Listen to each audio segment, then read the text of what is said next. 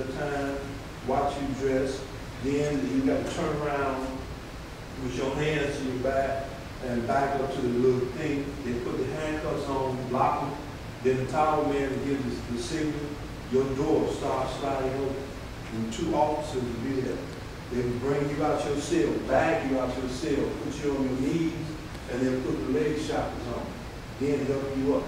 You never get a chance to hurt no officials or town. So guys learn how to suppress that. But like I've always said, and I'll continue to say, everybody in towns is not going to be there for the rest of their life. Some of the guys will be getting out, will be coming back to your community. You know, so don't scream if they go berserk. Like one guy I do know came out of towns and got into it with his girlfriend and killed her. And now he's back in prison. And instead of saying that the system created that monster, they want to just solely blame him.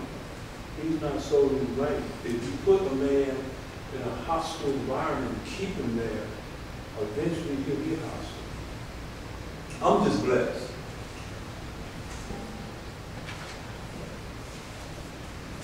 Oh, and by the way,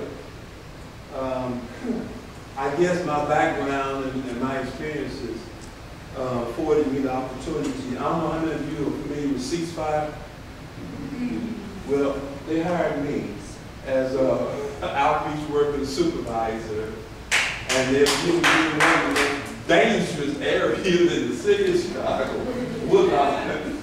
You know, but I intend to make a difference in Woodlawn because I grew up in Woodlawn, and I got a pretty good team that worked for me in Woodlawn, and we intend to curb some of the killings and violence.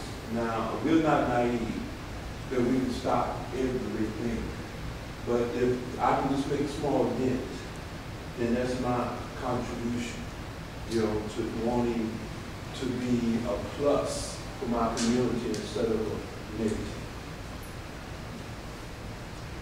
Yes, ma'am.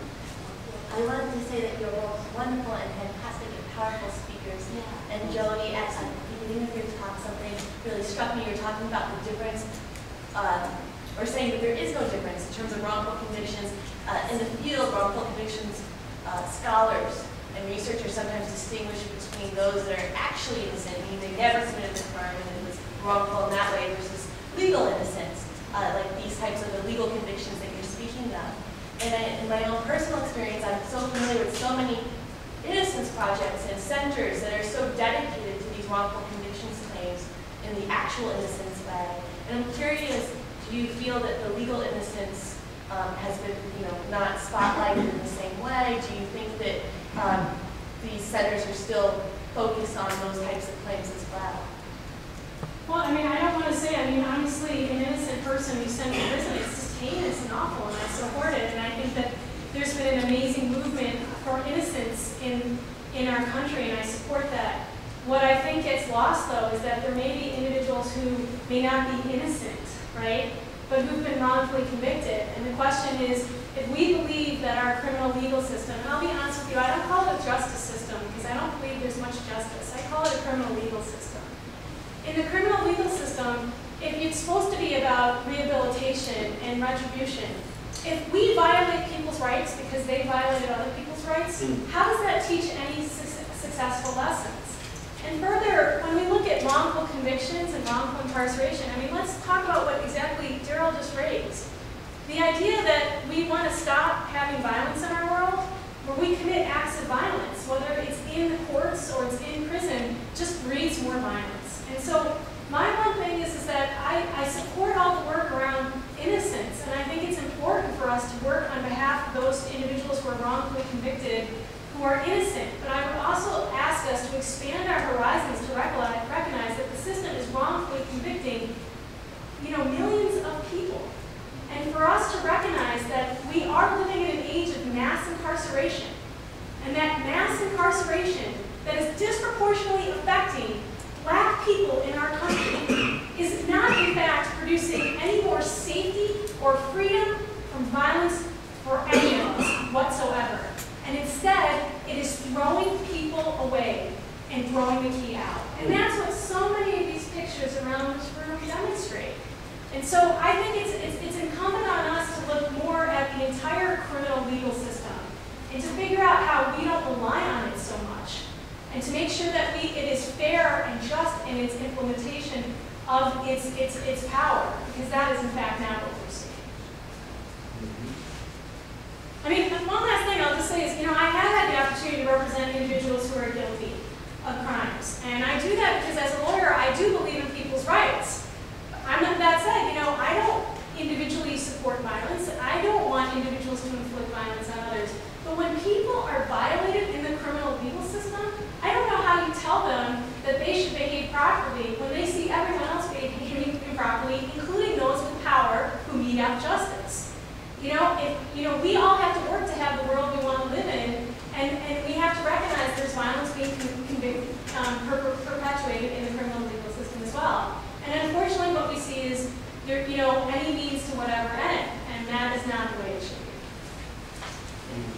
be. Yeah, I was wondering, just to switch gears a tiny bit, I was wondering if, Jody, you could say a little bit more about your work with, the LGBTQ community in Chicago specifically, and in what ways you see, discriminatory treatment by the Chicago Police Department of the LGBTQ community, and especially youth.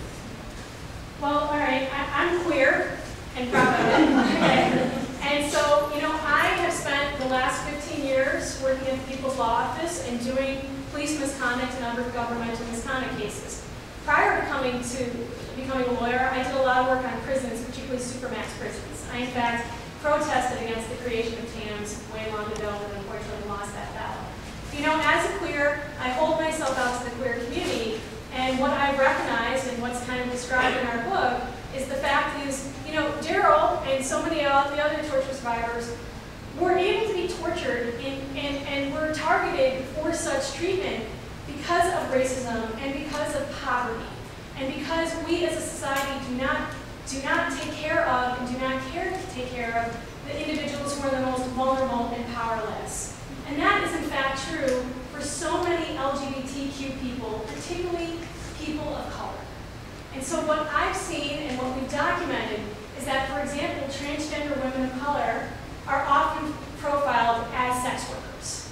They may not be engaging in any sex work whatsoever, but particularly if they're in particular areas in Boys Town or in other areas in the city, if they're talking with neighbors or hailing a cab, they are accused of engaging in sex work, whether it's solicitation or prostitution, and then arrested. That's one of the issues we've seen. There have been other issues here where we've seen various entrapment schemes where police officers have been involved in arresting individuals who they say are engaging in various sex acts, whether it's at Montrose Beach or other places. What I will say to you is many of the issues, there are links between this violence we see in the Chicago police torture cases as well as the violence we see perpetrated on LGBTQ people. I don't want to say it's all the same, but it's all part of a continuum.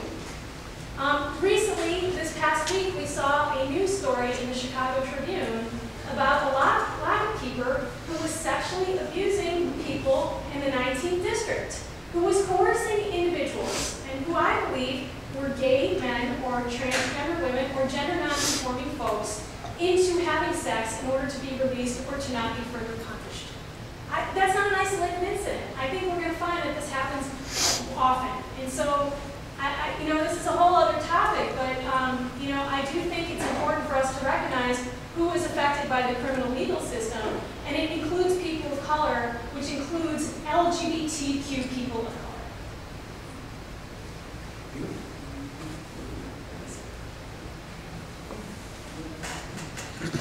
I got one last question. I really want to know this. Mr. Kennedy. Yes, ma'am.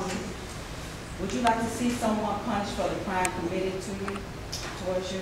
And who would you like to see charged, and how much time do you believe they should receive?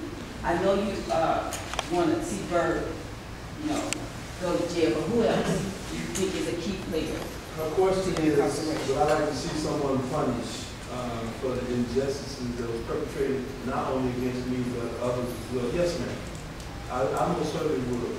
I would like for Birds to have gotten a minimum of 25 years. if that didn't happen. I would like for Peter Bigman, John Burns, I would like for them to be prosecuted instead of investigated.